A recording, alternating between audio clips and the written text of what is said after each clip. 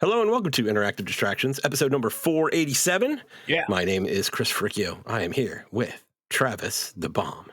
Hello, everybody. Jason the A-Striker. I pulled a 487 on another cover something. I don't know. What? What? I don't know what that was. And Jeff of the Chornies. Word up, everyone.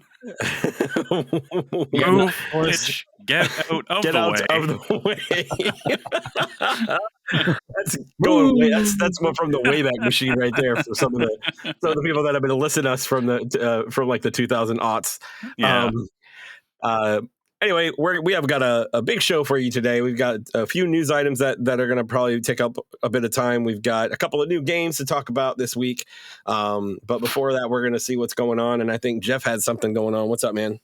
Hey, not too much. I don't have anything big going on. Just work. We had an outing for work, and we went and saw Beetlejuice. Oh, shit. We did. Yeah. Was it good? Because I was worried about that.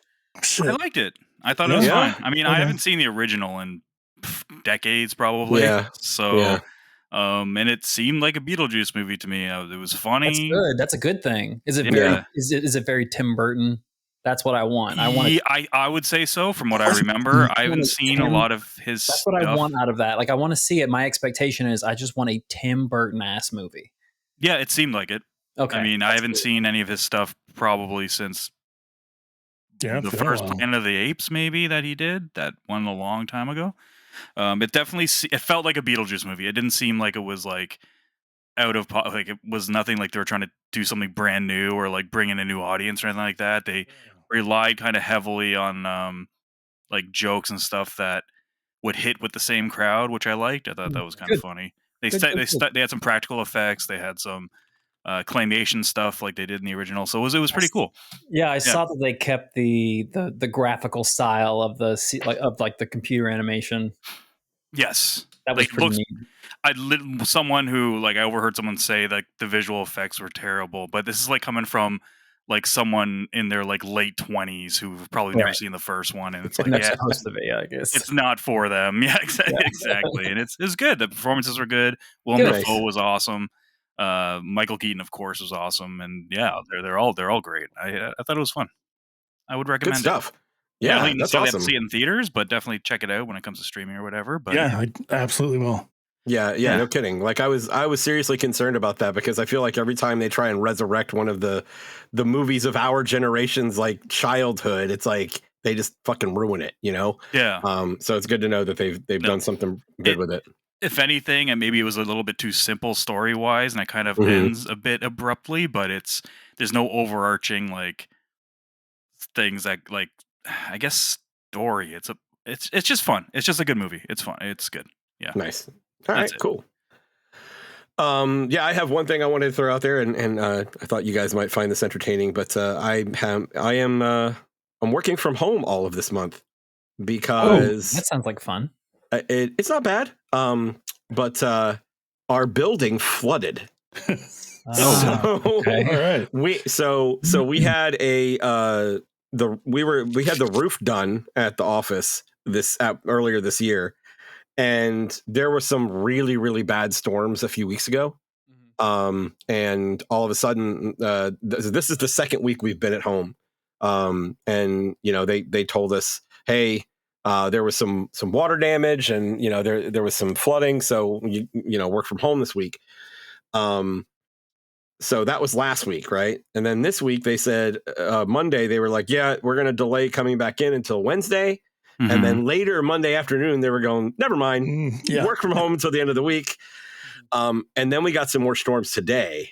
And apparently it was still bad because they basically sent another email and said, never mind, come back in October. So apparently what happened is that one of the drains for the roof got clogged, and so much water ended up collecting that it broke the seals on the roof, and the water started coming in.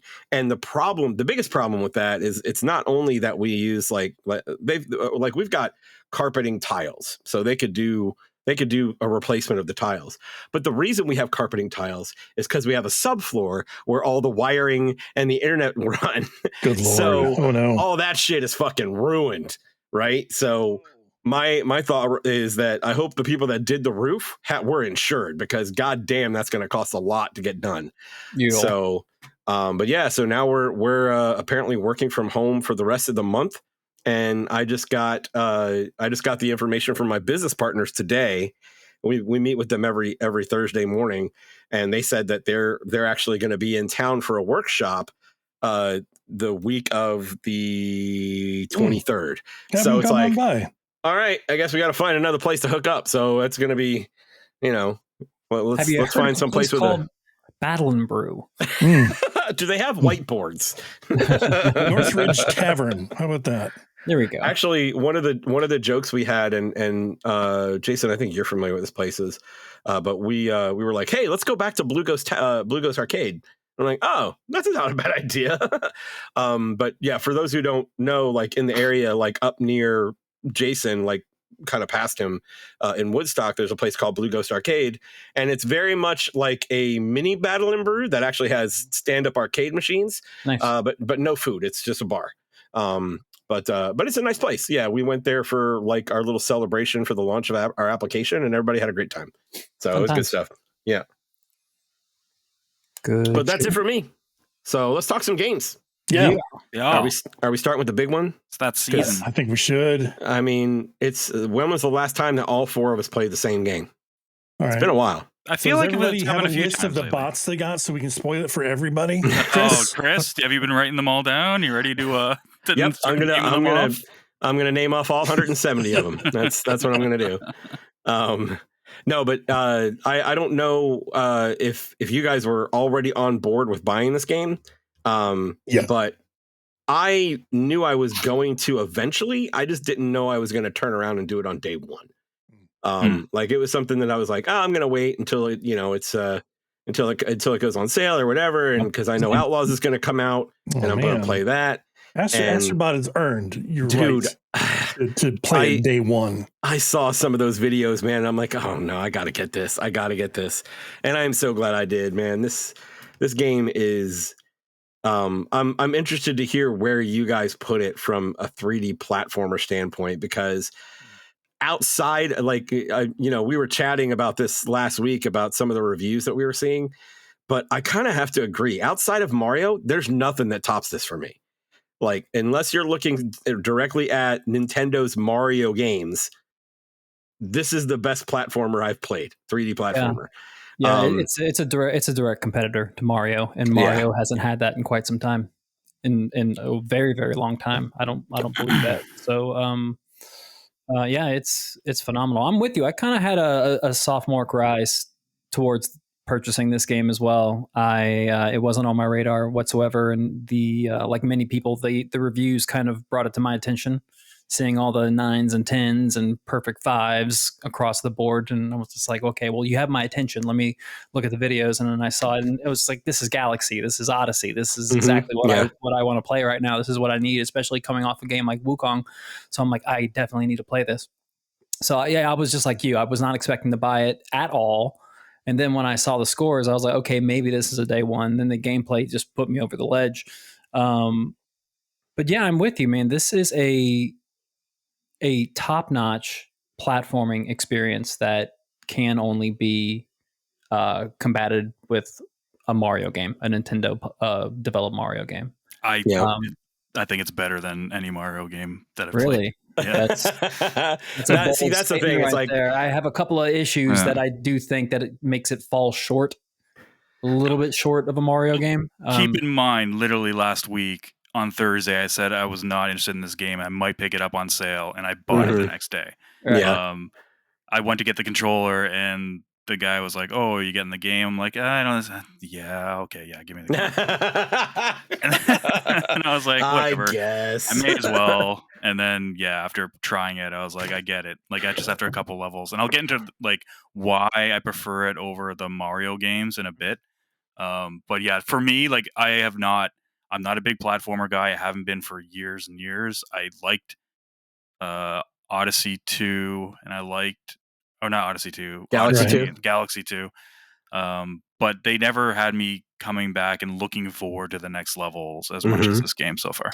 Oh, absolutely. The level design is really, really nice and impressive. I mean, and not just the fact that the game looks gorgeous and performs really, really well, but yeah, the level design is pretty top notch, and again, can only be combat with a Mario game, something like that. Yeah, and even that, like Jeff already mentioned, I think it's going to be a matter of opinion there. Like it's just that good, you know. It's and it's the first game in a while where I beat the game, did all the extra stuff, and then was disappointed it was over. It's been a while since I've had that feeling about a game, and I literally was disappointed that it was over. And you know, I posted a couple of the videos that I for some of those shape stages, the challenge stages, and the game is just so interesting and creative. I find myself just going back and looking for videos of those stages just to see how people are doing them, and it's just so interesting to me. You're gonna have a hell of a time when the speedrun stuff comes out. Oh, it's going to be insane. I'm going to probably jump on that. I'm probably going to jump on that because one of the games I have a platinum for is Velocity X2. I don't know if you guys remember that, but it was on. I can't remember if it was on PSP or Vita. But man, I loved that game. Man. Well, yeah, it might have been, but I loved that game. It was fantastic. And the thing is that it's like, and it's the same as like the challenge stages they have. They're bite-sized chunks. So if you die, you got to start over. But everything happens so quick, it's not as big of a deal. And like even the longest challenge stage in the game only takes like a minute and a half. You know, so it doesn't hurt so much when you lose it, but. The game's a fucking dopamine button. That's all it is. Every single thing you do in it triggers your brain to release dopamine with so many different senses. You see shit, you hit something, it explodes into a bunch of fucking pixels, or there's like a 1,000 leaves that swish around in video game form. That's fun. You hear the sounds everything makes is fun. The sounds the controller make are fun. The fucking haptics is the best haptics by far in any game that has ever used it. This game explodes in your fucking hand. It's I've always seen haptics as kind of like a little bit of a gimmick, bit of a gimmick and everything, but it was insanely enjoyable this go around. Whether you're like surfing on water or like walking on sand, it feels completely different. Really cool. And you feel like a little tick, tick, tick on the controller. It's just feel it all. I like that. Yeah. I like it a lot. Did have to lower the volume of the speaker on the controller. Can you? I've been looking. Yes, you can. Yes, you can. So you go to the in-game options, you cannot do it. No. It's a system option. It's a system option. Oh, maybe it's already down then. The main menu that pops up at the bottom, if you select the controller, there's a device settings, and you can go in there and you can lower the volume of the speaker. Gotcha. Okay. Yeah, because it comes in super loud. It's loud.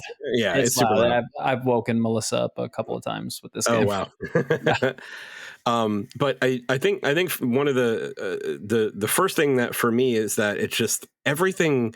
Yeah, everything is a joy, but like the control is so tight too. It's like I never feel like I am not sure I'm going to make the jump, right? I never it's very, and I think one of the reasons is like, and this is something that I think Super Mario Sunshine did it too. I don't think they did it to this good of a degree, but those lasers that come out of his feet change everything. They change everything because you know exactly where you are.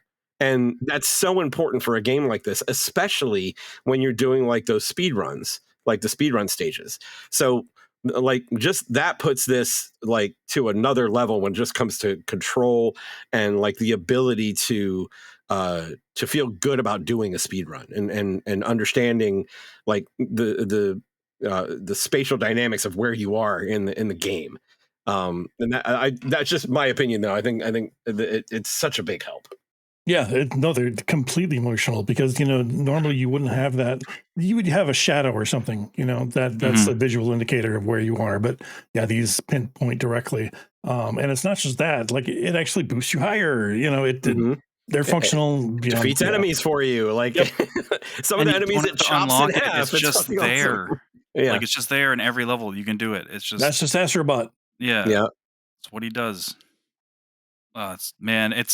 I actually give a shit about finding everything, and I think part of it. This is my my main thing why I think it's getting me to enjoy it more than the Mario games is that I actually want to find the bots, mainly because I know them. They're like, I remember we all said this when we first saw the trailer, that this game looks like it's really up its own ass, like Sony's, and it is. It's but it's a love letter to their IP, to the platforms, all the third parties too. Like, yeah, there's so many third parties in there. There's so many of them. I'm surprised they got like some of them. Like, how did they? Oh, wow, they're really going back there.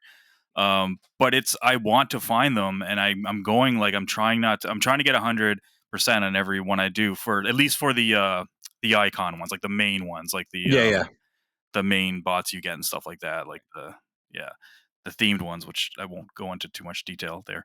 But yeah, that's one of the main driving factors for me. I'm just like, I want to, and go back to the dopamine thing. You go back to your homeland or the world, and it all spew out there, and then you have a bunch of things you can do on there, and it's like, hold down triangle. Everybody's so happy that you arrived, and like yeah, they're all like welcoming you, waving at you. It just feels great. Like, just everything that you do in the game. Yeah, it's more than just fan service. It's more than just like, oh, there's a bot dressed up like, Soul Bad Guy from fucking Guilty Gear. It's like, you can actually interact with him and do shit, and it's super cool. Yeah, it's such a love letter to all the developers that actually helped make PlayStation what it was. I think they did a really good job of giving a really important nod to all of those third parties.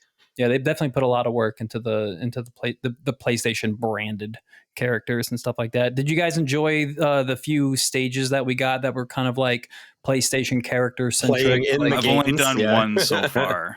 Those were definitely highlights for me in terms of how they really borrow more than just the gameplay from the game and stuff like that. Like, there are fun little nods and hints and winks and stuff like that. Like, they pick and poke fun at the hidden loading screens when you're walking in between tight walls and stuff like that. Like, they make little jokes. I have a guess which one that one's for. They make little jokes like that, but like certain things. Like, I was surprised at how they made the Uncharted level feel like Uncharted. Like, it felt like a big set piece, like with things falling all over the place. Like, and like the shooting is there, and then the platforming definitely felt more. It felt less like Astrobot and more set up like an Uncharted game. So it definitely made it. Do you guys know all of those? To look at, because like Astrobot is like extremely malleable, but he's like a mascot, you know what I mean? Because he is able to transform into Nathan Drake or Soul Bad Guy or whatever it is, or the Monster Hunter cat. It's pretty crazy. They've done such a good job with this guy. And it's funny. I feel like they just kind of stumbled onto this mascot. Oh, like, this is their mascot. It has to be their mascot now. They just kind of stumbled onto him. It's like they tried so hard with Sackboy for years. Yeah, Sackboy. Sackboy is just like that. Just did not work. Right? Sackboy's crying. Yeah. I mean, if you were to ask me, even with Sackboy before Astrobot, like, who would I think is the closest thing to a mascot that they've got on PlayStation? No, I would probably, because I think about the mascots as being more child friendly. I would have said Ratchet and Clank. That's probably in my opinion, that's probably the closest they got. Right, that's fair. But then it's like, I guess was it PSVR that was the first one that kind of brought out Astrobot? That was the first one. Like essentially a tech demo game that just blew me away. I don't know if you remember when we were talking about Rescue Mission when we were playing it back in the day, and I remember we pretty much collectively said that if they were given a full game, this would rival the Mario 3D platformers. I want to go back and listen to that, because I'm almost positive we said that, and we were like, yeah, it's like really good, and they did it. They came out, and it's rivaling the best Mario platformers. 3D platformers. I want to kind of add on something that Jeff said before about like wanting to go back and get everything. Like, there's a lot of discussion lately when it comes to games about respecting the time of the gamer. And there's a lot of little things that this game does that absolutely feels that way. And there's two ways that I'll point it out. The first way is that every single time that I leave the path, the main path, Mhm. to try and find a bot or to find a puzzle piece or whatever it is that I'm looking for. If you go too far off that beaten path, there's always like a trampoline that's going to get you right back. It's like it doesn't waste your time. You go out there, you get the experience of platforming your way out there, and then there's just a trampoline, and then they give you bonus coins as you're flying backwards. So I love that. And the other thing is, if you don't get everything on the stage, the next time you come in, you've got the bird to help you. The bird helps. They are 100% respecting the gamer's time with this game. So and you don't have to beat the level again. I missed one of the oh, that's so great. Yeah, branded ones from one like early in the level. I went back, and the second I got it, I'm like, well, I'm going to quit out and just see what happens. Like, just exit to the galaxy and it keep it. Yeah, it was pretty impressed with that. I was like, oh, okay, cool. They actually thought of that, because I was worried that I would have to go, because there's another one that was close to the end of one actually, and I was kind of disappointed. It was right before a boss. I think I missed it, and then when you get on the platform of the boss, you can't get back down.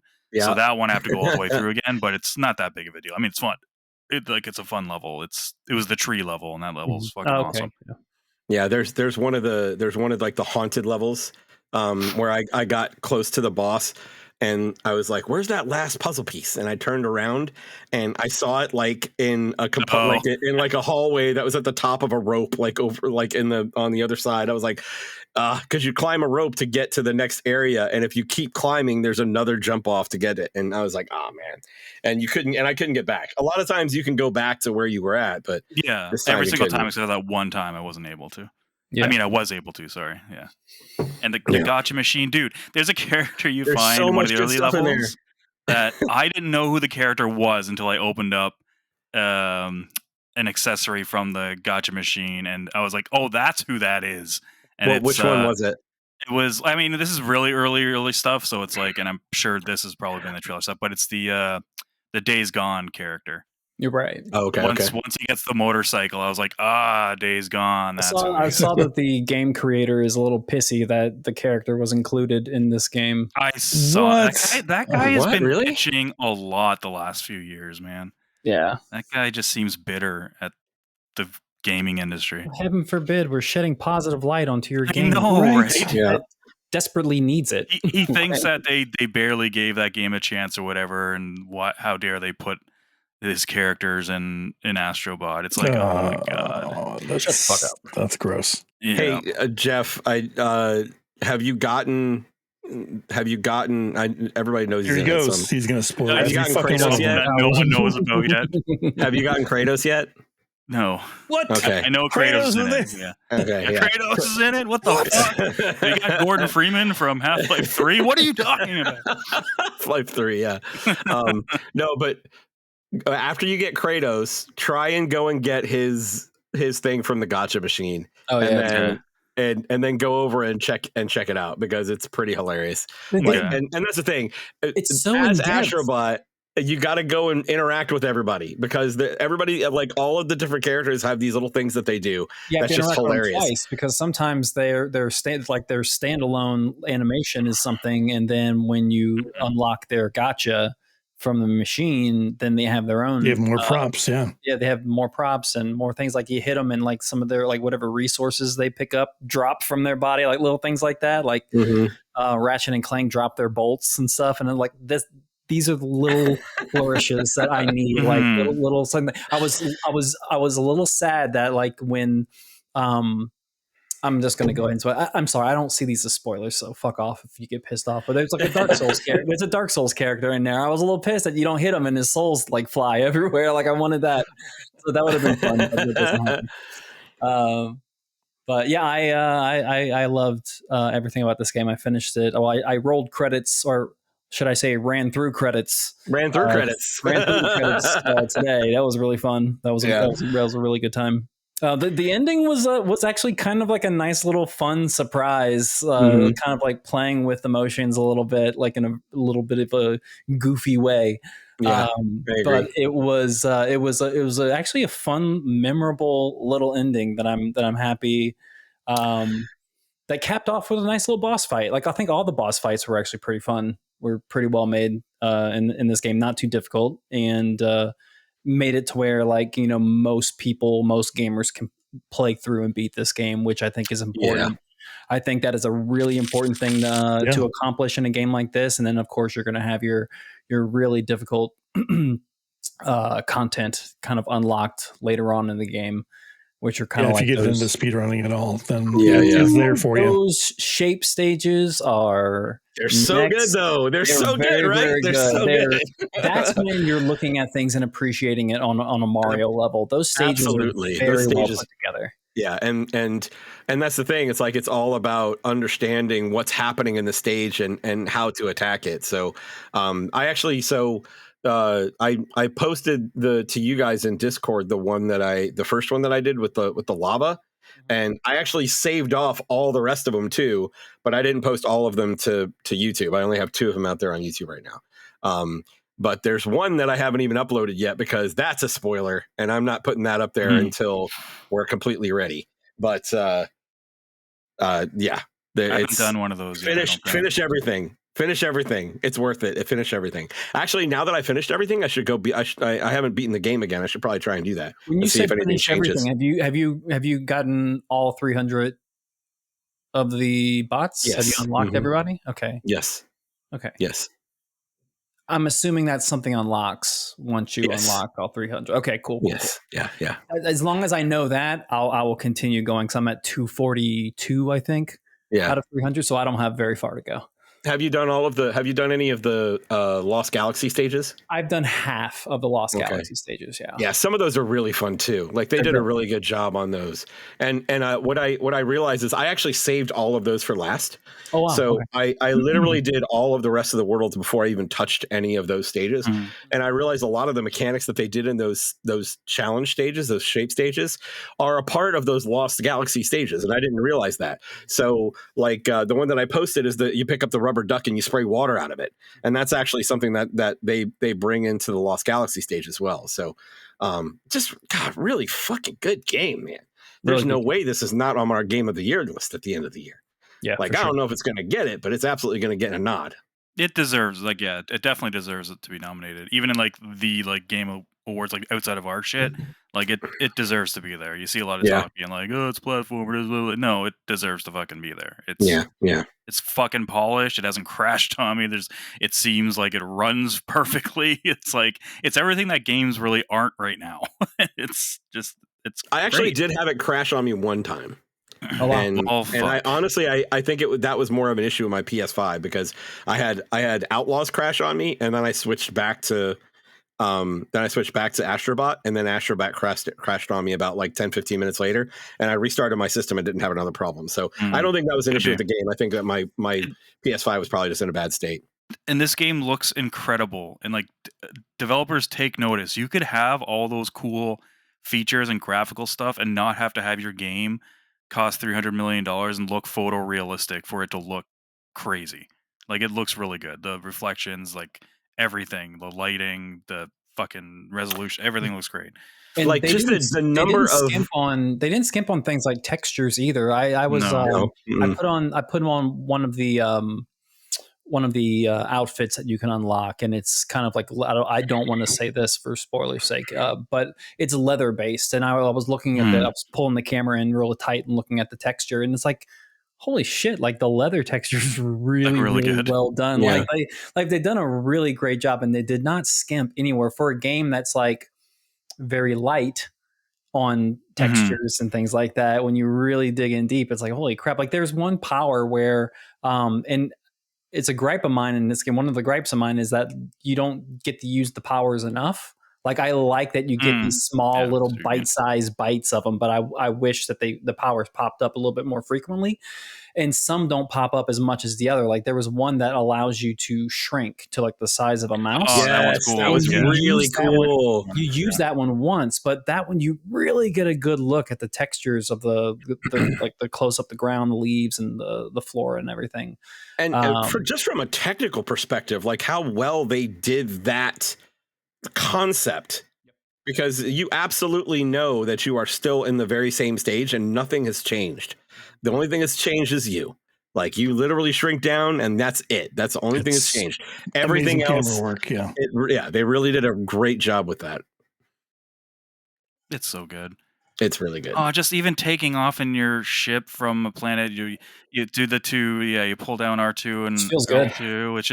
It's just like, oh, that's fun. It's like if you're like this is like if you're not feeling great and you're just feeling a bit down, like do you need to pick me up? Do you need to like pick me it up? Really is like.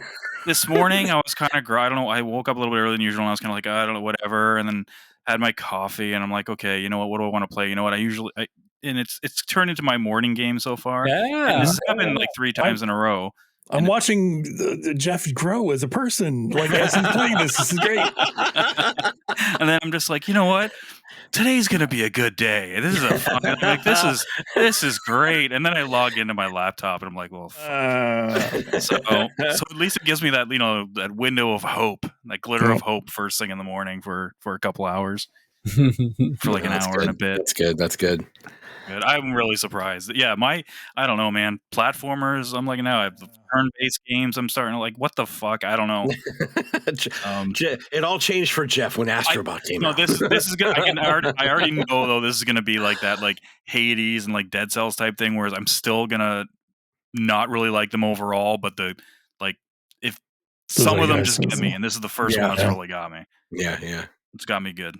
It's awesome. It's awesome. Yeah, coming into the release, Jeff, you were like, I just don't do platformers anymore. No, the day we recorded last Thursday, and I literally said, I'm not just like, whatever. Have fun, you guys. Have fun. I guess, I'll hear you guys talk about it. Fucking nerds. And I was like, and then he posts on Twitter today, I dare you to play this game and not smile or something like that. Yeah, because you have the levels have these little, those things you find, you put your faces in and people take pictures or whatever. And I did one of those, one with the singing tree, and I'm just like, how can you not fucking smile at this game? Yeah. And I was like, I dare you, I double dare you to fucking play this. Talk about smiling. The big robot, Big Brother. Oh, yes, so good, man. Big Brother's the best. Just wait till you get the Big Brother. He's the best. That's the thing, man. There's so many good stages. There's so many good powers, like you guys were talking about, and the variety is kind of crazy on the powers. Like they mix them up. There's got to be like a dozen of these powers, right? Something like that. Mm-hmm. Something like just that. the amount of variety that's there is just great, and everything feels good. Like everything feels good. Yeah, and you're not doing anything for too long to get repetitive. So this is an odd gripe of mine that I'm shocked that I have. So I think that Astrobot performs a little too perfectly. Like I think he's a little too accurate in his movements. Okay, you need to take this back. This is I'm not going to accept this. I know platformers that control fucking. I want to know where he's going with this. I really want to know where he's going with this. Where are you going with this? What I like about Mario is that Mario is imperfect. Mario runs imperfectly. He's a flawed man. He kind of like rounds the bases when he runs. Like he does round the bases, yeah. But he's imperfect. He's like, you have to learn Mario. Like Super Meat Boy is great because you have to learn how Super Meat Boy operates. And Astrobot is just perfect. He's a perfect robot. So like he operates great. So you just have to be decent at games and you're going to be really, really good at this game. I just wish he had a little bit of an imperfection about his movements. He's pretty to bad with motion controls. He kind of acts up on motion controls sometimes. That's a great point because the motion controls are a little rough. Hey, Jeff, do you know? So you said you had done one of the stages that kind of mimics another game, right? Yeah, I did the one that they've shown them, the Ape Escape one. The Ape Escape one. Do you know what the other ones are? I have no idea. I'm assuming there's a God of War one because I think they've mentioned that on some reviews and stuff. I think that's the only one, and Uncharted, I guess, because you mentioned it now. But other than that, I don't know any of them. I wasn't really following the game. I'm not going to say what they are. Yeah, I'm not going to say what they are, but there is one that is a very unusual choice. I was very surprised at that choice, and I know that Travis knows what I'm talking about. Yeah, Mr. Mosquito level is just.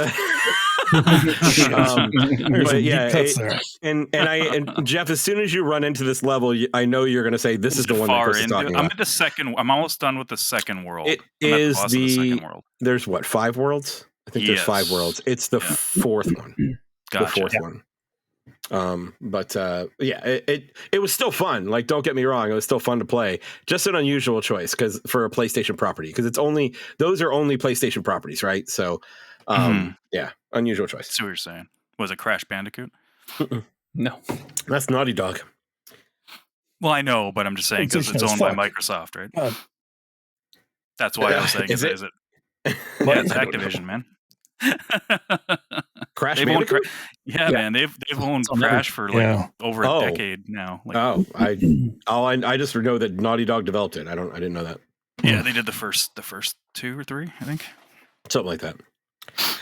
Oh man! All right, are we done? Are we done gushing about this game?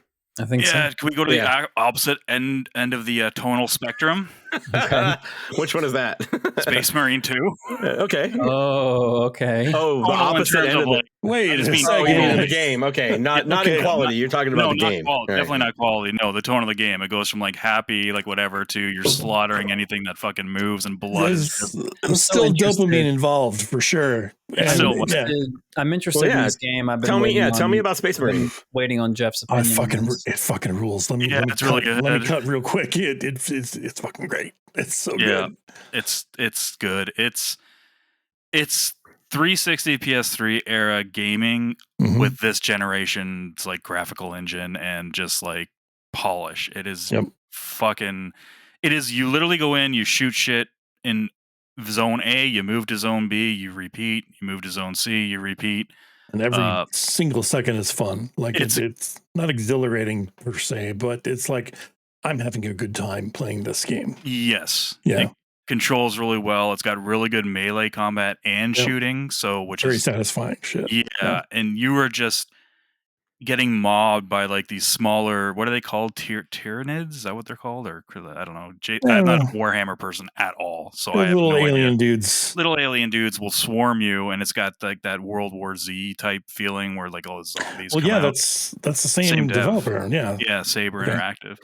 Yeah, and you just like start hacking away with your sword or your chain sword or something, and blood's just flying everywhere, and the blood's like all over your character, all over the ground, but it doesn't look like your typical like blood texture that's on the ground. It looks like some shit happened here. Yeah.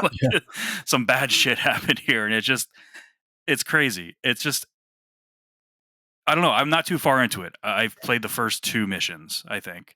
Okay. So I have, because I didn't. Sorry, go ahead. I was going to say, is this single player and cooperative? It is all over the place. So, Chris, there's a single campaign. There's also a multiplayer campaign. There's multiplayer like skirmish type stuff, and then there's PvP as well. So it is all over the place as far as like the game modes are concerned. Yeah, and the main campaign is co-op. You can play through the single player campaign with 3 people. So 2 people, I guess, including you.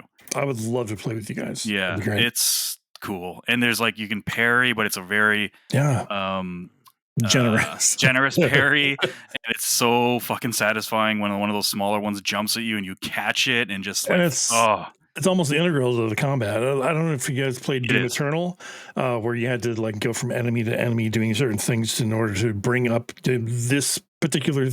Anyway, it behooves you to rip these enemies from the jaws to the head. It gives you some armor back and shit, and it's just and holy fuck, does it look good? Like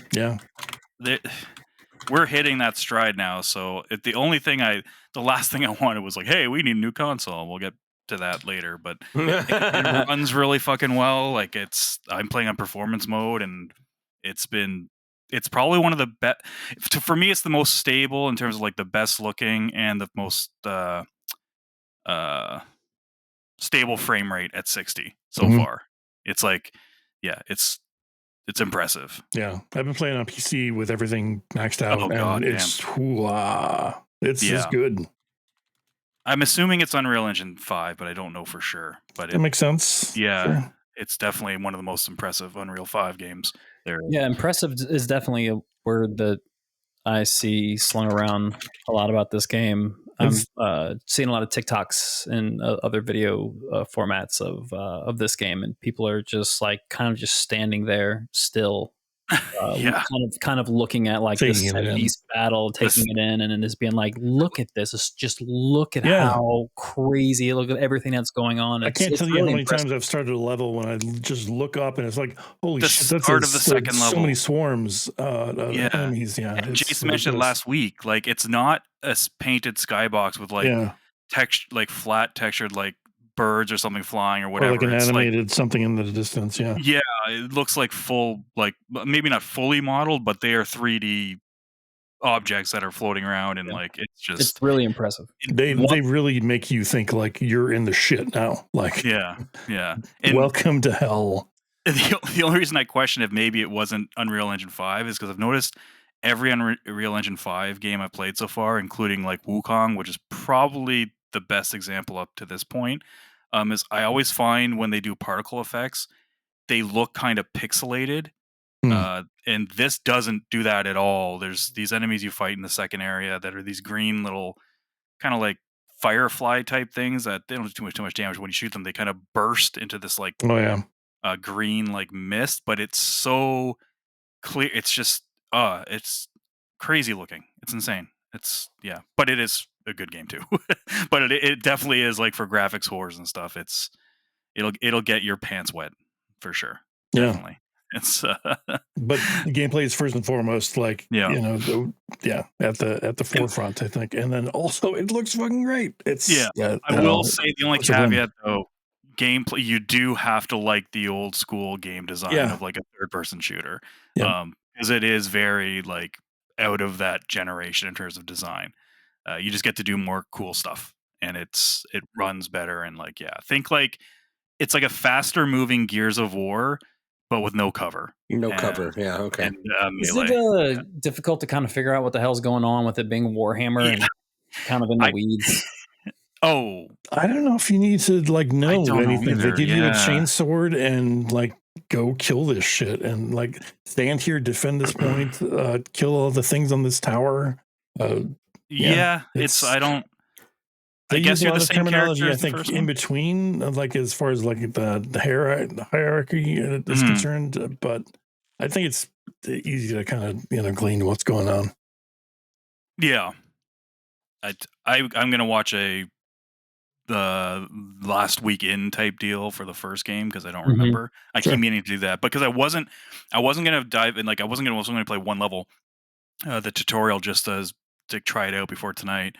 And then a buddy of mine wanted to try co-op this afternoon, so that's when we played the second level. Nice. And I didn't want to dive into it because dodge is on the fucking A button, and because of playing so much Outlaws, it's on the B button. And literally that alone was fucking me up because you have to dodge a lot in Space Marine. I was like, I need to focus on this. But yeah, it's good. I highly recommend it. There's some good games out right now. Holy shit. That's a Focus joint too. They published that. They've been on fire this generation, man. They've been simmering, I think. Like I think everything they've been putting out has been like super solid. Yeah. And then this one seems to be like a kind of a nice flame. Yeah. They kind of nail like that type of game. The older but way more polished games. They kind of have that locked up right now. They do good shit. Yeah. Good stuff. Let's see what else. Outlaws? Yeah, I was playing more Outlaws. You? Playing more Outlaws? I'm not sure I have much to add there. Oh, are you? Okay. I'm at the end, yeah, I'm still on the second planet, so I've still got a ways to go. Still got ways to go. But still having fun with it. But as I said, I never thought it would happen, but got Outlaws, and then Astrobot came out, and I played through that, and then I picked up a different game too, and Outlaws kind of got on the back burner. So same here. Yeah, I change. Like I think I'm at the point now where I actually think it's a really good game. It just onboards so terribly. Like that's a problem with games lately. There's so many games that have been shit at that, and a lot of my problems that I had at the beginning go away towards the end as long as you're like getting the upgrades and paying attention to your experts like challenges, which is pretty simple to even mark to be like where you need to do it or what you need to do. It opens up way more options for stealth And apparently they patched the stealth too yesterday or the day before. Oh, really? They made some of the missions not as like quick to fail once you've been caught. I haven't had like, it's so front loaded with those, and was a huge turn off for us. And it's the whole game's not like that. And the end of the game, oh dude, I have a bone to pick with some reviewers, because some reviewers, you can tell they straight up did not do anything but the main quest in this. And a few of them said there's like no Star Wars characters, like iconic Star Wars characters in this. There fucking is. And there is big one that like you can totally miss if you don't do side stuff. Totally not there. And even it's in the trail. I'm pretty sure it's in the trailer. So if you don't want to hear about a certain set piece area, cover your ears. But I'm pretty sure it's in the trailer. But you don't go to this spot to the main story. But that's the Sarlacc pit. Oh yeah, I've seen that in trailers. Yeah. Yeah, and that's an optional thing. You don't have to do that. You will totally miss that if you don't do some of the side stuff. It's yeah. Okay. I would say on our scale, I still would give it a 3 probably. Is that minor distraction? Yes. 3. I don't even know. And I'll still give it but I will upgrade to a 4 if you're a Star Wars fan. So the difference before was I probably wouldn't have upgraded it for the 4 even if you're a Star Wars fan initially, but I've kind of turned on that. I'm like, no, I think especially the last half of it I thought was really good. And the last I don't know. few Like, I missions still have an issue with that. Like, why do you have to have iconic characters to enjoy a Star Wars game? You don't. You don't. Like, that's not. I don't know. You said there weren't any, and I'm like, that's straight up. Yeah, not and true. that's but still, why is that important? Like, why can't you enjoy a Star Wars game in the Star Wars universe that has all new characters, that has that just has the feeling of Star Wars? Man. The license for one, yeah. But that's the thing. It's like Jar Jar in there, or fucking any of the people from Acolyte. I will say this. And since you brought up something you brought up Acolyte, and I was like, oh yeah, that's like from left field. There's a reference to the is there an Astrobot Acolyte? No, there's not. There's a reference to what is it, the High Republic? So the new novels that came out a few years ago, there's a reference to the High Republic novel series. And it's and I'm trying to remember what they're called. The Nihil. There's a reference in there to the Nihil. And the Nihil are this race of, well, not race, but there's this group of bandits that basically live in a pocket of hyperspace. And they come out of hyperspace, and they will essentially rob ships while they're in hyperspace. And there's a big disaster that happens because a ship actually gets destroyed in hyperspace, and pieces of it come out of hyperspace all over the place, pieces coming at light speed and literally take out planets because of it. So I thought it was pretty cool that they brought out, they actually talked about the Nihil, and it was when you first go to it's pretty early in the story. It's right before you meet the bot, the droid. But they actually mention it in that big Republic ship that crashed. They actually mentioned the Nihil in there, and I thought that was a pretty cool touch. So where'd you get all that info from? Like, it wasn't just this game, right? Like, it's... No, I've read a couple of those novels. I've read a couple of those novels. Yeah, that's why they need the deep lore. That's why they need those characters and stuff. Because we wouldn't know what the fuck that exactly. Was. Yeah, that's what enriches the experience. Yeah, like, I'm not gonna lie. Like, I like to see those iconic characters in my Star Wars because is my childhood. Well, that's why I'm playing this shit. No, it definitely makes it better, but like, I don't feel like it's a necessity. It's not a necessity. It absolutely helps. You're right. There's a battle in Jedi Survivors, which was just fucking kick ass with a pretty big Star Wars character. For those who know, you know, and that game literally goes up a notch because of that fight. And it adds to it, but I hear you. I don't think it's required per se, and it's who knows? Who knows if they get a sequel? I hope they do, because I really think all of our issues could be fixed in a sequel. Could easily be fixed in a sequel. Yeah, I and agree. what you do in the last few missions, like when you do get the whole Ocean's 11 type thing going, you have your squad, and just like I can just be like, imagine where they can go with this, and it would be really, really cool. Did you ever get out of the feeling that the reputation management was a chore? Like in terms of the missions? Mm-hmm. I Or did you totally just stopped doing the any reputation missions that missions? weren't. No, I did the reputation ones. But I just kind of like so far they've meant literally nothing outside of getting the items, like for real. I did those just when I needed to build them up, and then I would stick to the main missions that are listed under the main missions tab, and then every once in a while I would do like a side mission that sounded cool or whatever. But I didn't do like the intel ones or like the points of interest type ones. I decided to stop doing those, which is probably why I'm towards the end of it now. But I'm it's still very like, easy to get sidetracked. yeah, like there's so much. Some of that stuff, like we talked about the repeating stuff before, and I didn't want to kind of run into that again. But my clock is like, I'm at like, I think I'm over 30 hours, and so many reviewers are like, oh, I beat it in like 20 hours. I'm like, you like honestly went right to the end. Like, yeah, I'm at 20 hours right now, and I'm only on the second planet. Like, there's definitely enough stuff to do. Yeah, I'm very much a completionist. Yeah. But yeah, I ended up liking it quite a bit. I might end up buying it when it's on sale because I think I want to own it physically. I did max out Crimson Dawn, so I'm going to flip to and probably start trying to move the. I'll probably do the Pikes next because they're I never got that readily available. Actually, no. Actually, you're right. I should probably focus on the huts because when I go to Tatooine, I want to be in good with the huts. It's not really that important, but yeah, that's what I did too. But, not being attacked when I enter their space is going to be important to me. You'll see when you start opening to freely shit up, walk around. You'll see when you start opening shit up that honestly a lot of that stuff becomes so trivial, even like stealthily getting around. Okay, good stuff. Let's see what else. I got one other game. I don't know what you guys got, but I got something too. But go ahead. Okay, so I did pick up Yars Rising.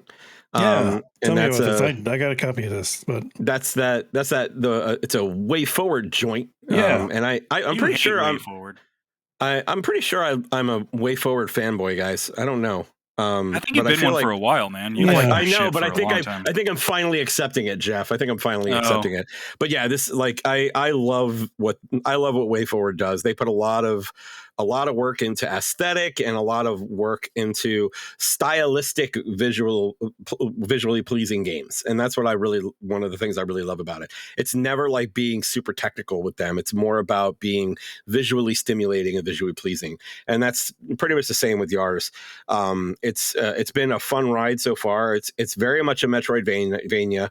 I would say it's more towards the Metroid side than it is the Vania side, because a lot of the way that you advance is you're getting different sorts of power-ups. It's not a level up style game. It's a go and find power-ups style game to advance. And there's two main ways to get power-ups. There's augments and there's biohacks. And the augments are basically like in Metroid when you find like the the morph ball, like, and it basically it gives you a power that opens up this new area. Essentially, it's very much like that. That's what the augments are. And then they have the biohacks, which is more like optional power-ups that you can get, and you have like a grid that you can fit them all in, very similar to Nier Automata, where you have like this list of that you can, and it fills up like the block, but it looks like the Yars like ship, like the Yars bug, and you've got like pieces that you Tetris into the Yars bug. What is Yars? Yars is from Yars Revenge from the Atari 2600 days. It's way so yeah, way back, like it's straight up that. And the story revolves around this woman, Emmy, who is a hacker and gets a job with a company called Kotek, who her and this group of she's got like a group of 3 friends with her, think that there's something, scandalous going on. So she gets a job with them with the intention of hacking into their systems and getting an idea of what's going on. And it kind of uncovers like this pretty deep web of a plot that's going on behind the scenes. And you kind of find out where, along the way, you find out how Yars is kind of involved, how it's like what effect it has on her, and why it's a part of who she is. Because like her online handle is Yars. That's what she goes by. And when you're hacking with her, you're playing Yar's Revenge or like a variation of it. So I think that's really cool. There's a lot of variety in the power-ups for the actual biohacks that you get to kind of arrange. And you'll find ones that are similar, but maybe more efficient with like how much space they take up and things like that. Visually, it's great. The music is fantastic. I get a lot of River City Girls feels out of the music. Wow. With it's lyrics very much or what? What's that? Are there lyrics to the music? There are lyrics to the music, yeah, cool. And to some of it, not all of it, but yeah, it's definitely there. But that's kind of what I get from it. Like when I'm playing it, like if I just stop and listen to the music, yeah, I'm seeing River City Girls in my head. Like that's where it's at. So it's in that area for me. Honestly, the only issue I'm having with this game right now is it's too easy. Like I have not died at all. Like the bosses I've always beaten on the first try. I feel like they could have made it a little bit more difficult. The hardest part about it is the hacking in the Yars, like the old school Yars game. And that if you fail a hack, it basically kicks you out of the hack and she takes 5% damage. It's really, and then there's even like if you fail too many times, it says, do you want to turn on invincible hacking mode? And so you can pretty much just bypass that altogether too. But it's a lot of fun. It's really funny. Like it's fully voice acted, and they did a good job. Like the woman who plays Emmy is really great with her delivery, and Emmy's character is fantastically funny. She's made me laugh several times just by running around. What is this on? Is it on everything? It's on everything, I think. I know it's on Switch, it's on PS5, and I know it's on PC. I do not know if it's on Xbox. I think it is. But I'm not 100% sure. Yes, it is. Yeah. But you're playing on PC or are you playing it on Switch? I played it on. I picked it up on PS5. I plan to pick it up physically on Switch eventually. Because I feel like that would be a good Switch game. Yeah, no, it absolutely would be a good Switch game, or a good Steam Deck game as well. Like I think that it fits really well for that. $30. That's not too bad. Yeah, $30, not bad. I'm probably like 3-4 hours in, and according to the game, I'm at about 50%. So it's not super long. But yeah, it's a good time. I would suggest it to anybody who wants a Metroidvania that feels a little bit like more like a Metroid, and has quite a bit of humor to it. So I'll check out some videos. Yeah, I'll give it a shot. Yeah, good stuff. So I've got a weird one for you guys. Weird one. Do you guys remember a series called Banner Saga? Yes, I love Banner Saga. There we go. All right, I got Travis's attention. The developer's name is Stoic, right? I guess I can finally talk about this, huh? I guess so. Yeah. Yeah, I've been playing this for months.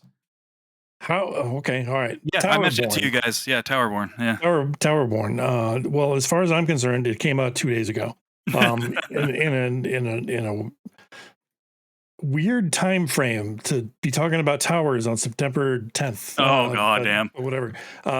So this is like if the creators of Banner Saga made a beat 'em up, like an always online beat 'em up. It had my attention at beat 'em up. It kind of lost it at always online, but there's something to this game. I liked it. Surprising. Yeah, I was in the closed. They had a closed alpha for it.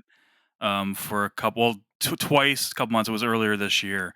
I remember talking to you guys about it, like well, I mean, no, I would never talked about it, but it was under embargo, so I couldn't say anything. Yeah. Never said a word. But yeah, so glad we can finally talk about it. Yeah, because it did come out early access on PC 2 days ago, so that makes sense.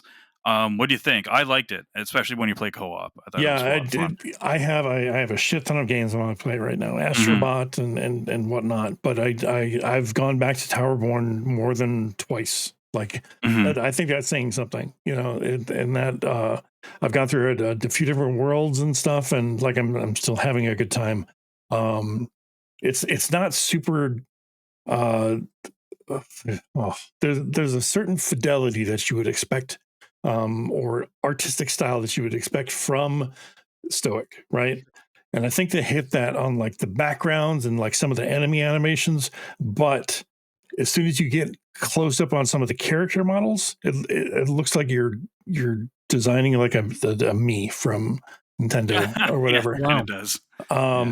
So that's kind of off-putting initially, but you know, you're kind of pulled back from that model for the most part, because it's a beat 'em up. You know, they're kind of scaled back. Yeah, and the stuff. camera is kind of further. Yeah, like, you know, and it animates well. It, you know, in that respect, it looks good, I think, when it's in motion, and it plays pretty okay. There's air juggles.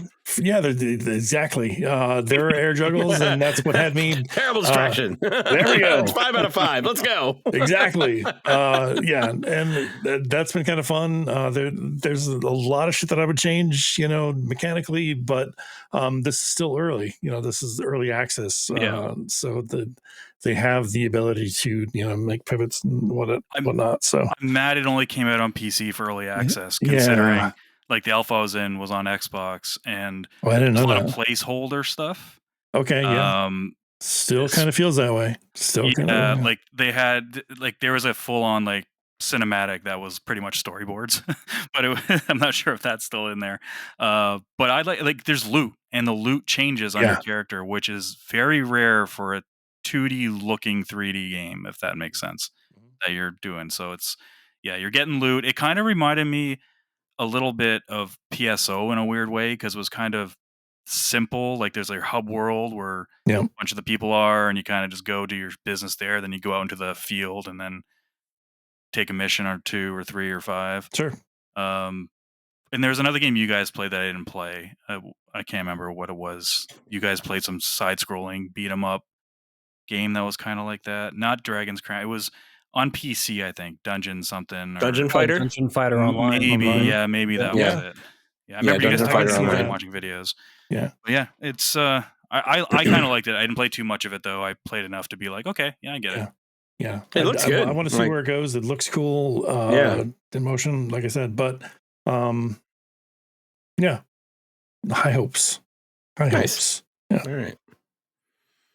Could you imagine though, like I said Stoic, and you're like, oh yeah, I wish they would make a beat 'em up someday. No, I did, like, honestly, like when I heard they're making a new game, like I didn't play Banner Saga 1 or 2. Like they're not my jam. But you knew about it, right? Like you knew. I knew about them 100%. I knew about them. My buddy is like a big Banner Saga fan. And when I heard they were coming out with a new game, I didn't even and they showed the trailer for it. I want to say like a year ago, maybe at their E3 or not E3 thing. And I was like, oh, that does not look like I pictured what their next game would be. Totally different genre. It's weird. Towerborn. Very cool. It's also co-op. That would be a good co-op one to play for all of us. I'll play that shit. Fucking A. I bought a Founders Pack. Let's go.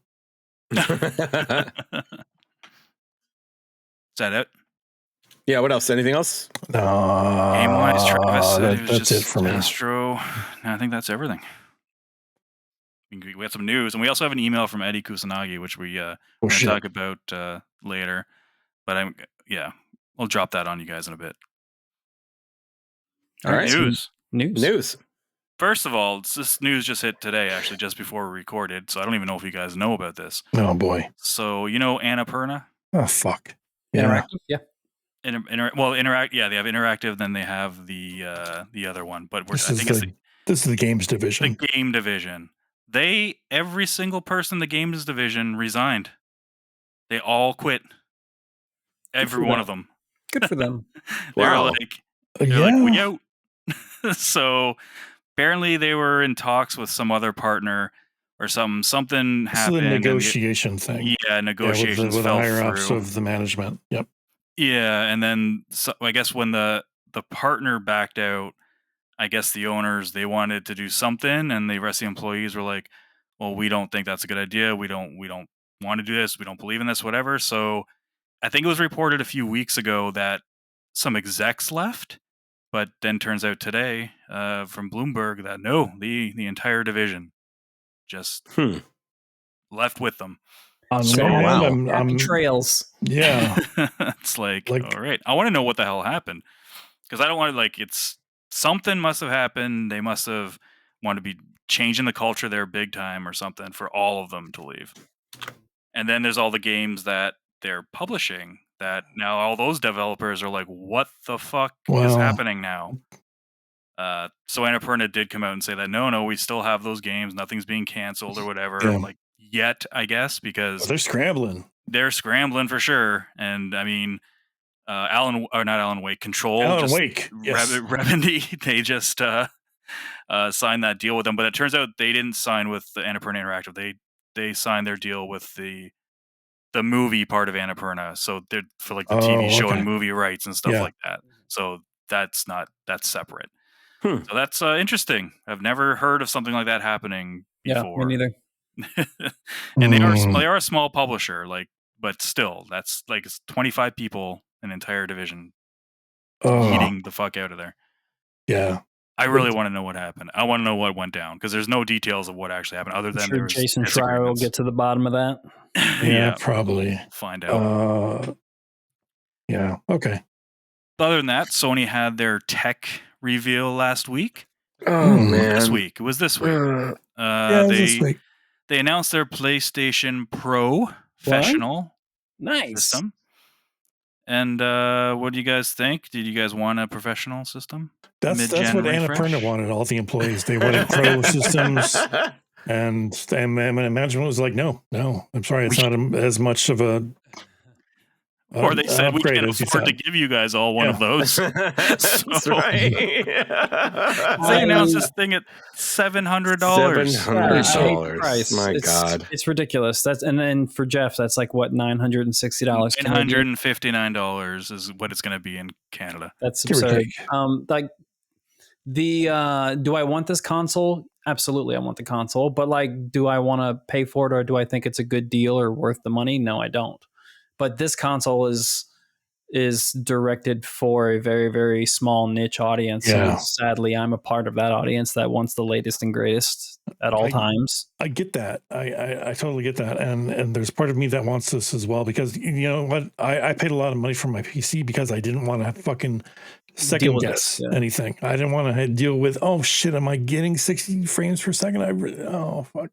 I want to be able to just fucking play my stuff and think this is the best that it is right now.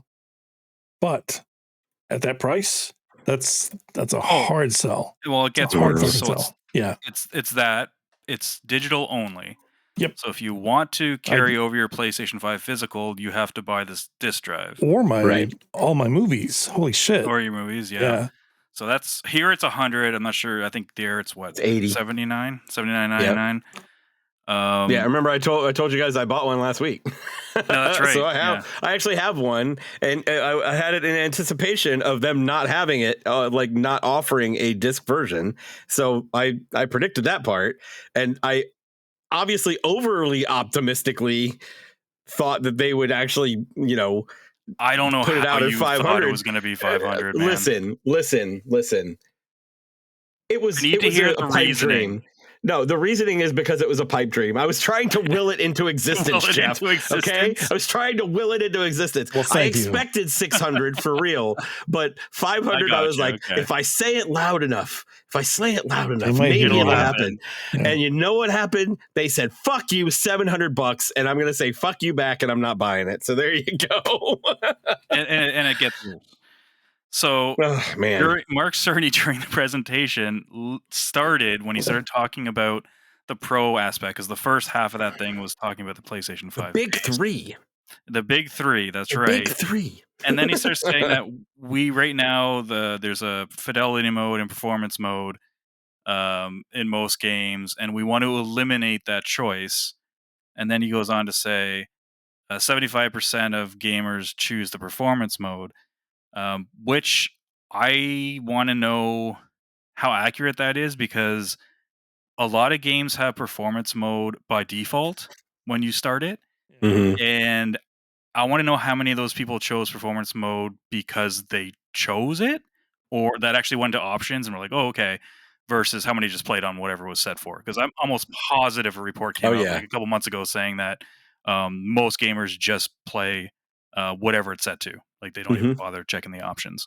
Yep. But the funny part, he's like, oh, we're going to, I hope we don't lose you guys. My cat just stepped on.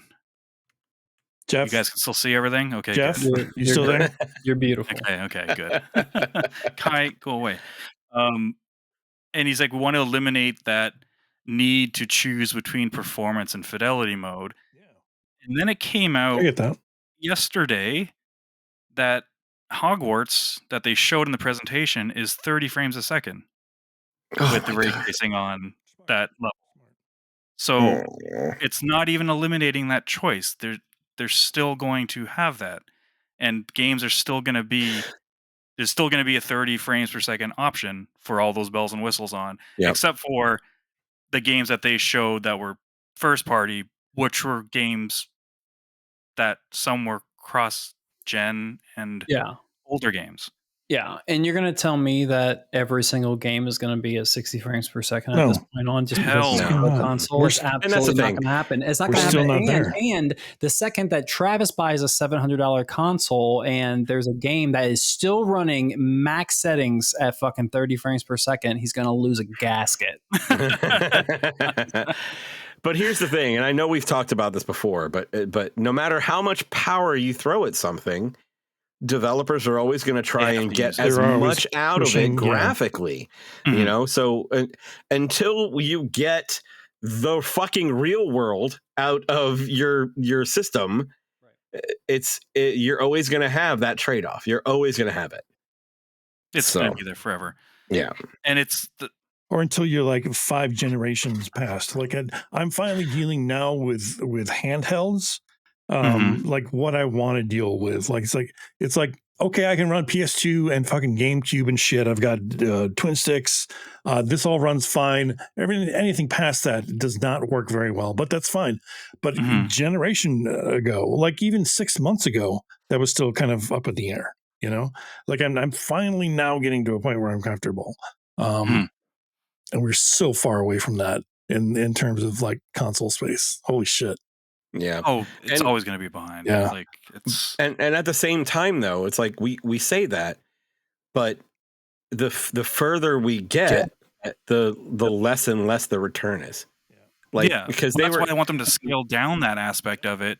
Like push the frames, push the effects maybe, but you don't have to make everything look super fucking realistic. Keep it 1440, man. Yeah. Like it's gonna add. They're adding in the AI upscaling for resolution and stuff that looks cool. And I mean, games, you can play games from last generation that have that on some games already, and they still look fucking good. Like they don't look bad, and they're fine. And we're just talking about Space Marine looks phenomenal, and Wukong looks amazing. And these are just hitting their stride for the base consoles, and I don't think we're going to see diminishing returns necessarily on the base models for a while. And by the time all the third parties start using these, or even the first parties, we don't even know when the next Sony first party game's coming out at this point. We have no idea. And if they're going to be like, all right, cool, everyone's using this now, awesome, just buy our PlayStation 6 that's out next December or next November. Like it's not the same time as it was last gen when they needed these consoles because they were very underpowered when they launched, and 4K was a new thing, and checkerboard rendering was a big difference from 1080p. So there was already something you could see without having to zoom in and be like, hey, you guys like Ratchet and Clank, right? That's a pretty cool game. we did like Ratchet and Clank, and it looks fantastic. Well, now you can look at the guy who's holding the flag in the 16th row of the bleachers clear. It's like, oh Jesus, yeah, it's such a bad way to show this off. Yeah, I thought that was a really unusual choice. That and what was I don't understand the reasoning behind. Like, did you notice that when they were showing the games side by side, go small? They shrunk the window? Yeah. Like, why are you doing that? I don't like. You're they literally making it harder. Capture, I think, right? I don't know. They were literally making it harder to see the difference. Yeah, like, it literally was. Yeah, and I don't understand the reasoning behind all that. But you know, I'm with you. Like, it was one of those things where it's like, sure, you know, I can play at this higher frame rate, and they show these two things side by side, and it's like, okay, look, there's a little bit more extra grass. Like, I don't care. Yeah, it wasn't a showing that to me instilled the need to have it. No. Like just because it's stronger than what I have, I want it. Yeah, you want it, yeah, but you know, I'm not going to pay $700 for it. Do I want it? Yeah, this one is like, I cannot justify this. Someone comes up and hands me a fucking PS5 Pro. I'm going to be like, yeah, thanks. Yeah, all right, cool. Yeah, but I'm not going to go out and buy it. I'm not spending my $700 on that. Yeah. I never got a Pro last generation. I never made the jump to the Pro system. I just never necessary. Holy shit! No, I learned that too. That's why because the 5 came out 2 years later or whatever years later, or 2 years after this 1X. I think like 3 years after the Pro, maybe. I did get the Pro, and I thought that was still a better jump than this one is. I think. Oh yeah, and they showed Miles Morales when they showed off the Pro, so it was like a new game.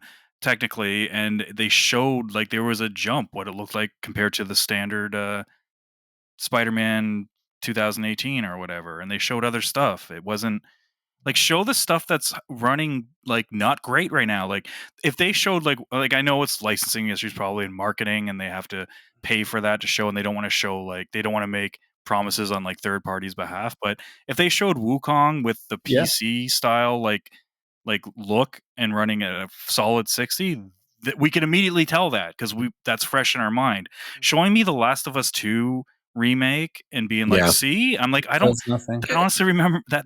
Yeah, you're literally showing me. You're showing me the remake of a PS4 game. Yeah, right. And trying to get me excited about this, and that's not working. Could you imagine if they had in their pocket Bloodborne at 60 frames per second? Oh my god, exactly. Even a fucking tease. Yeah. Even a tease of like a 5-second like fucking gameplay tease or something like that. Like anything, or even Wolverine, which we know has been in development for a while.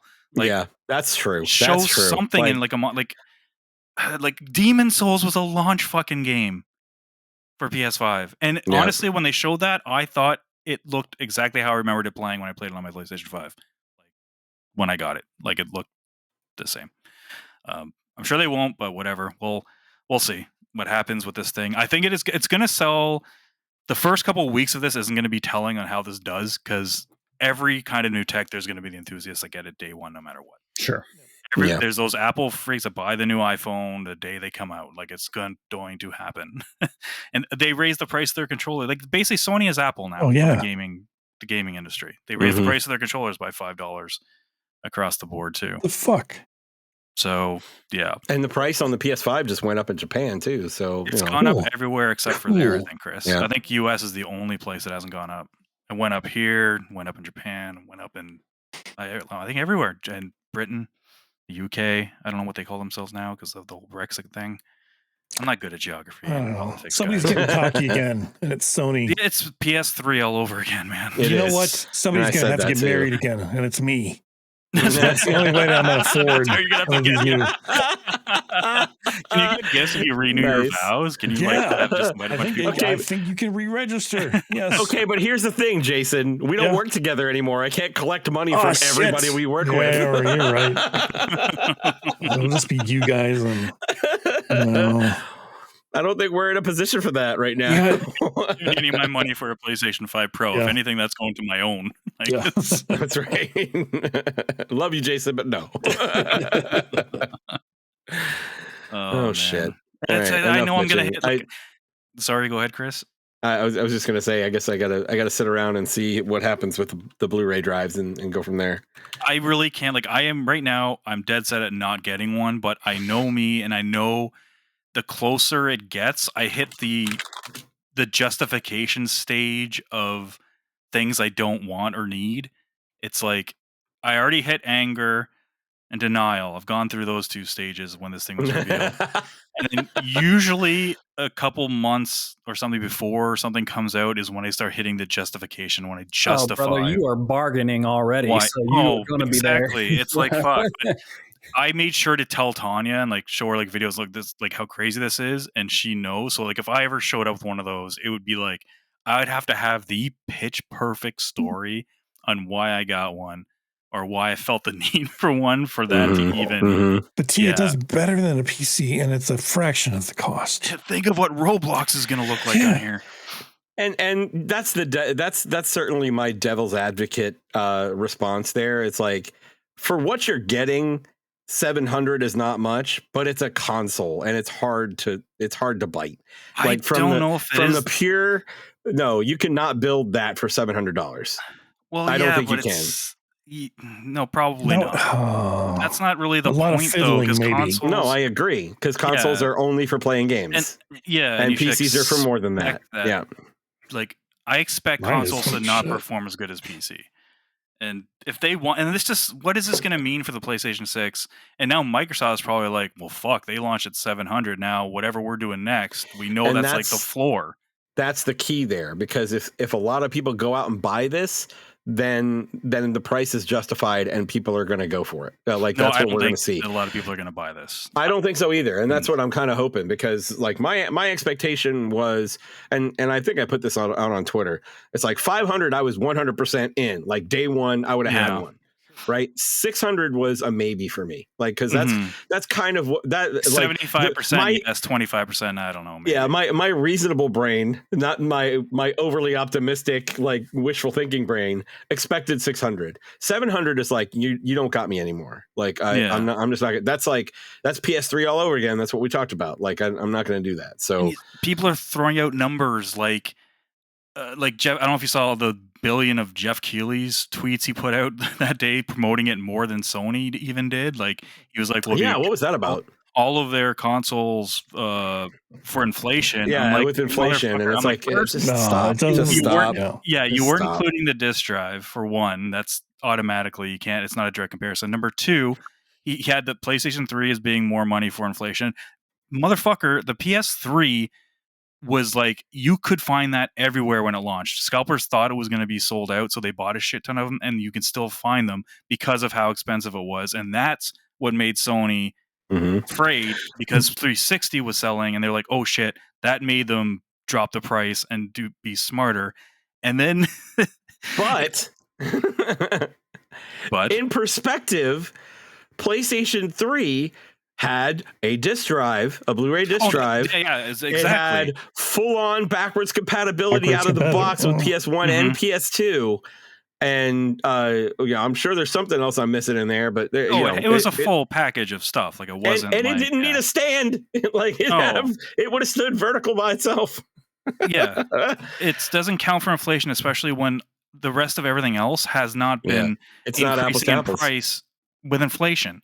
Like groceries and gas and all the essentials have been going up in price faster than the cost of inflation. So it's not a direct comparison. You can't just be like, well, it costs this much.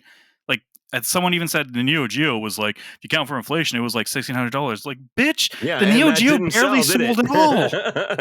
You're proving the point of why this thing is too expensive for console gamers. 3DO was the same way as well. That was 3DO. 3DO, CDI, and like all that shit. It was all way too much money. And like, yes, it is an enthusiastic thing for the enthusiastic people. And we had a short conversation in our Discord. I think when the Pro came out in the Xbox One X, I think that got a lot of people like to get those by a lot. I think it was like 14% of PlayStation 4 owners got that. But I think a lot of those people now see the value in a PC and have some of that market has already moved to PC. So I don't even think you can take that 14% and say, well, if you expect 14% of PS5 owners to do the same, like I don't think it's even in that same ballpark. I don't even think 7 to 8% of PS5 owners are going to get the Pro, because I think some of the same market that bought the PS4 Pro are now in the PC gaming space, because they're like, this is pretty cool. I can do better than this. And then you just get the people like Travis and I who have not gone to the PC side that are still like, yeah, I want it, but we'll see. And here's the thing. And this is the reason that I was hoping for 500. Or one of the reasons that I was hoping for 500. Because how much was the PlayStation 4 when it came out? 500? 400. 400. Oh, 500 here. Yeah. Yeah. 400 here. When the PS4 Pro came out, it was 400. Mm-hmm. And they dropped the price of the PlayStation 4. Yes. And this one, Guess what they did with the PlayStation 5? They increased the price. Yep. They basically said, fuck you again. It's like, oh, here's the PS4 Slim, and the digital only is now $50 more, and they're just doing it again. So I'm done. I'm done bitching about this. We can move on, but I'm pretty pissed about the whole situation. Yeah, it's really a frustrating. Marginal increase, diminished returns. Yeah. Like, it's way too expensive. The amount, fucking no. Yeah, $700 for maybe 2 years. If it was a next gen console, maybe. If it was the PS6, 100% different, because you're investing for at least 4 to 6 to 8 years. Or if you had 5-6 games that would really really increase the value, maybe. I don't know.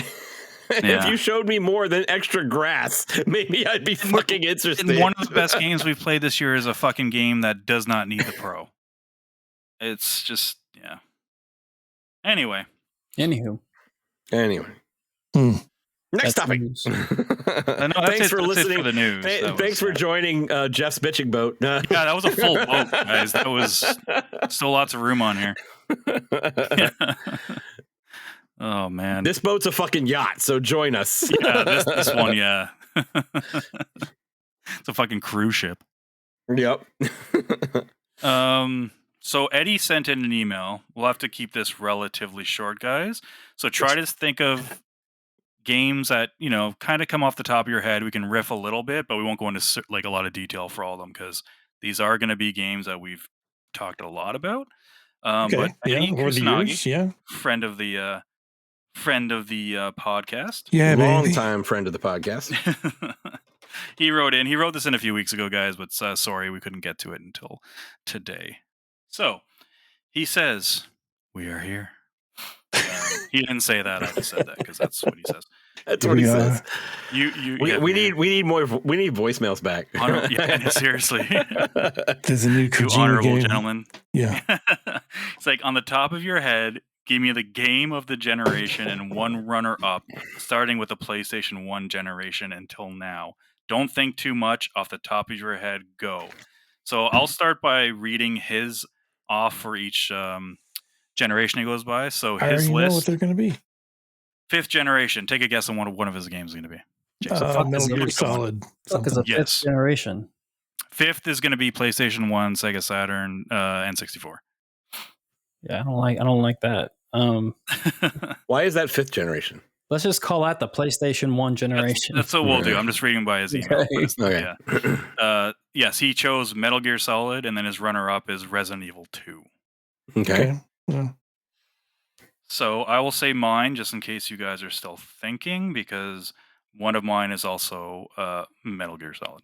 Yeah, Metal Gear Solid for me. That is my absolute touchstone for PlayStation. I mean, that was like that's my runner-up. That was like the first like fully voice acted from top to bottom. Like, it was like it changed so much. Yeah, it changed so much.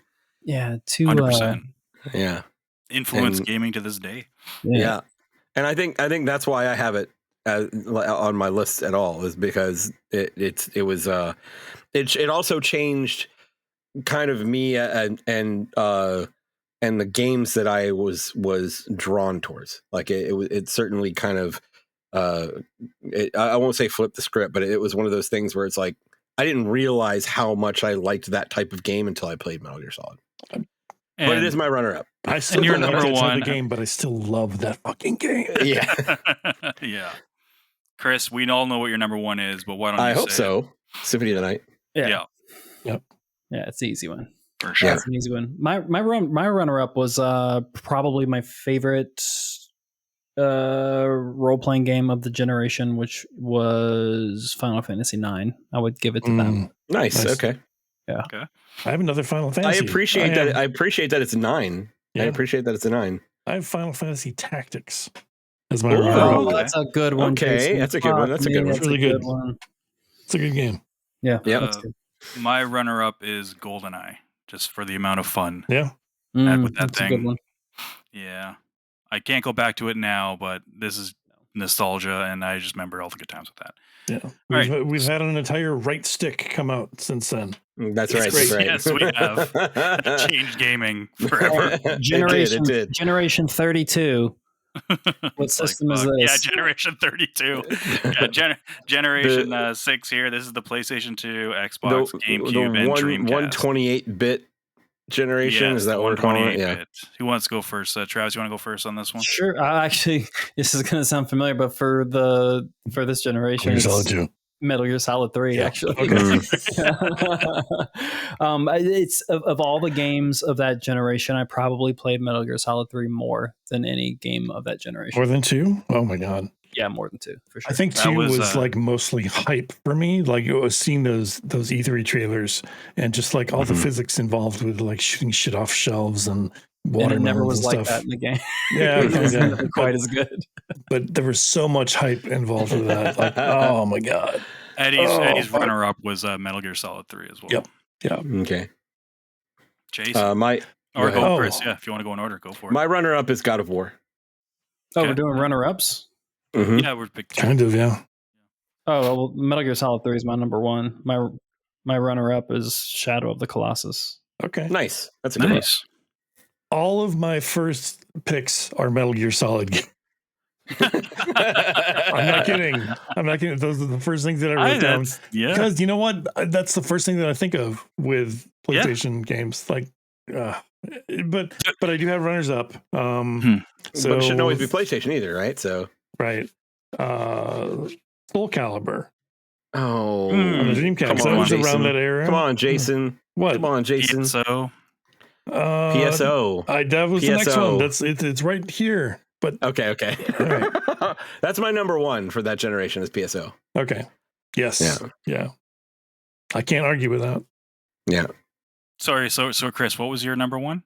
PSO. Yeah. And what was your second? Online. God of War. God of War. That's right. Jason's was PSO and Metal Gear. I'll say Soul Calibur, but Soul Calibur. That's right. Yep. Oh man, that Dreamcast Soul Calibur is so good. Yeah. Eddie's number 1 was Tekken 5. Okay. And 5? Holy shit. Tekken 5? 5 wasn't on 3. PS2, was it? Yes, it was. Yeah, 5 was on PS. No, Tekken Tag was. Tekken Tag was.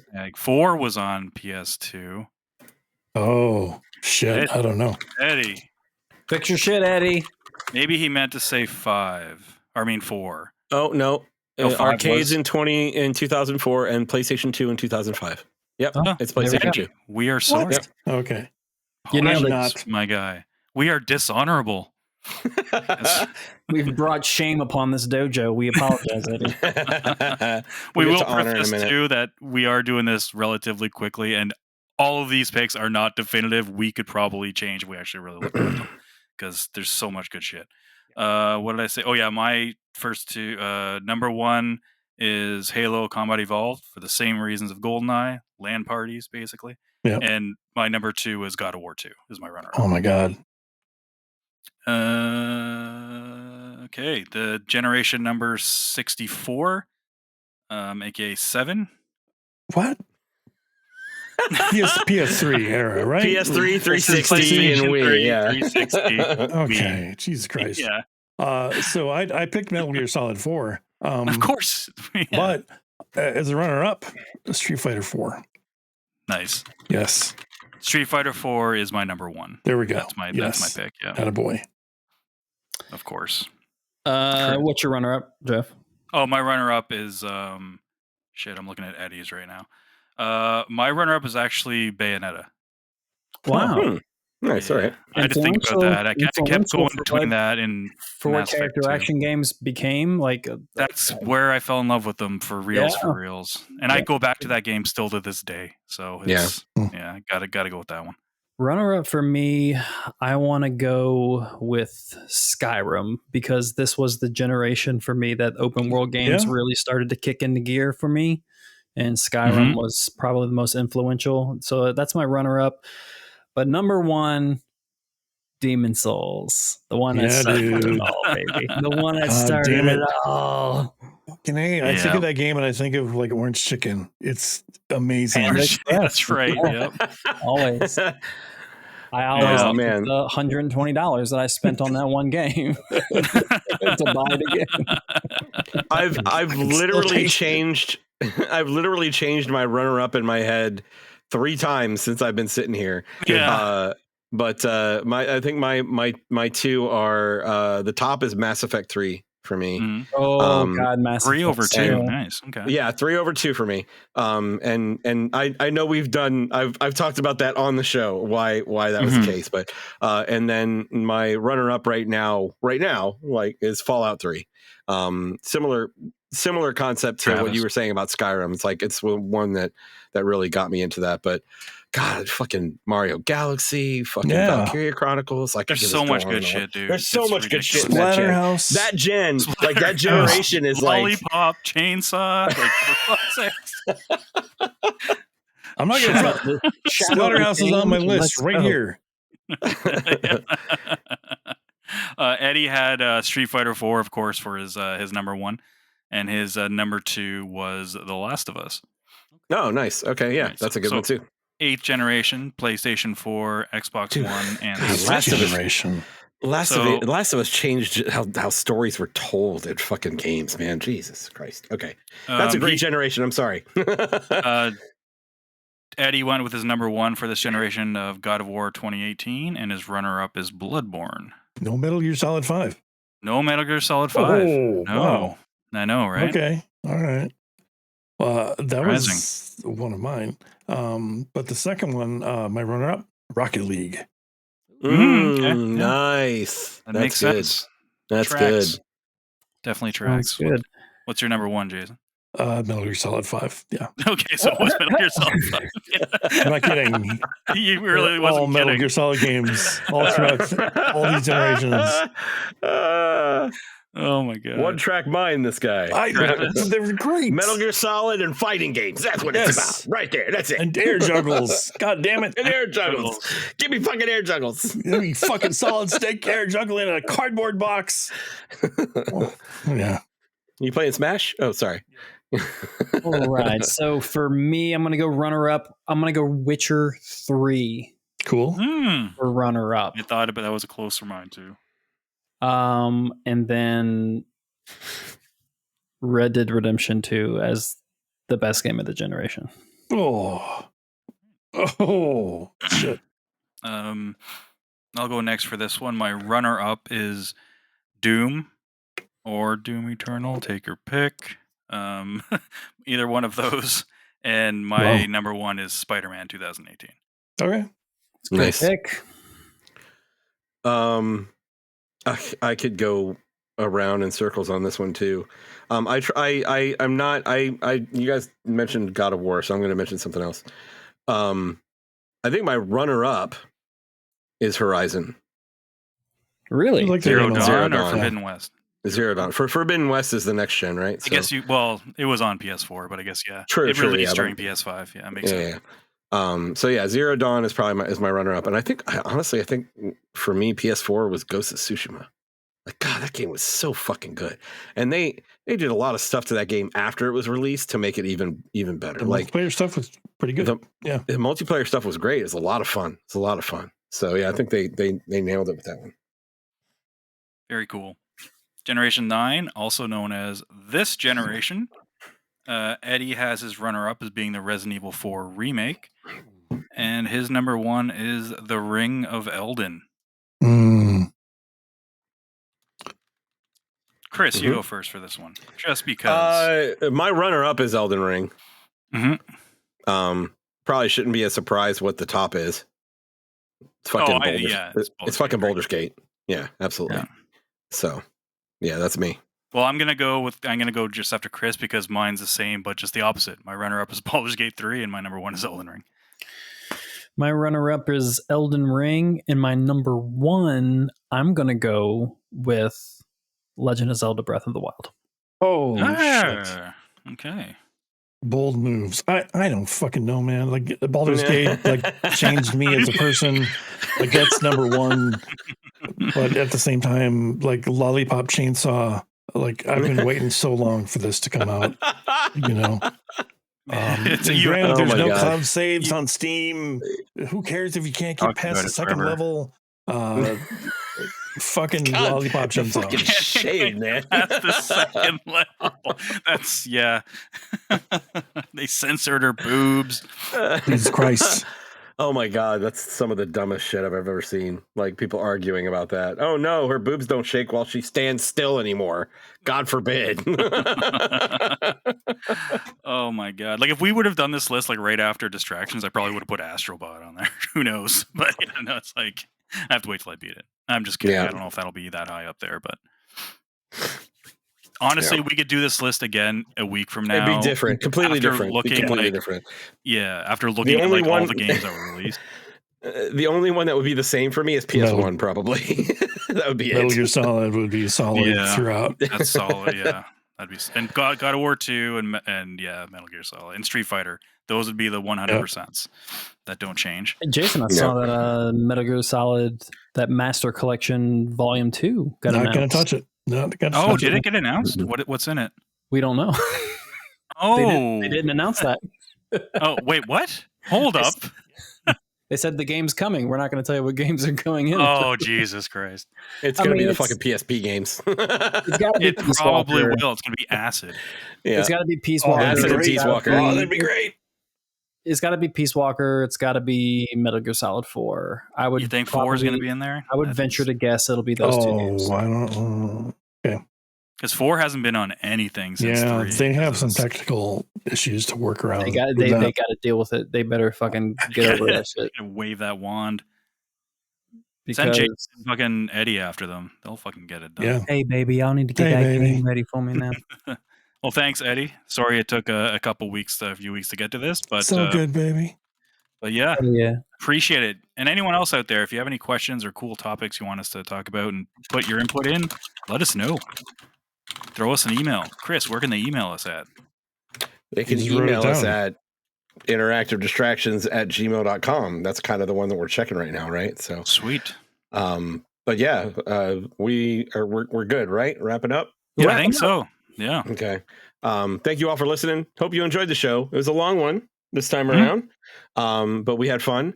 So if you did enjoy it, tell a few friends about us. Like, subscribe, and comment on the post on YouTube. We certainly appreciate that. God, I love it when you do that.